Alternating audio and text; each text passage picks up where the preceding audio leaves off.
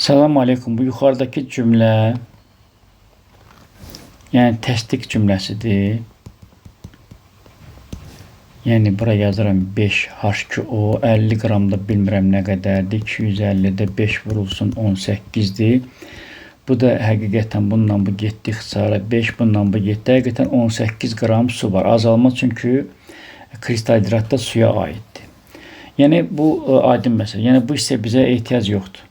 Yəni bu onu göstərir ki, yəni həqiqətən 50 qramdan 18 qram su deməli mövcuddur. İndi 125 qram kristal hidratda gəlin görə nə qədər həll olan var. Çünki bu kristal hidrat ibarətdir həll olandan və sudan.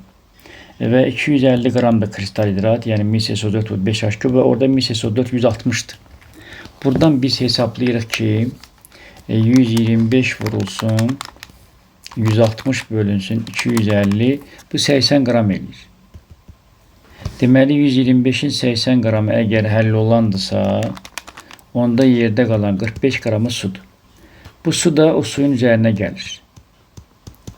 Və 45'in üstünə 275 gələndə 320 eləyir. Həll olma əmsalını soruşur. Yəni 100 qram suda nə qədər maddə həll olur? Yəni M'dir bu. Və yəni səliqəli yazaq.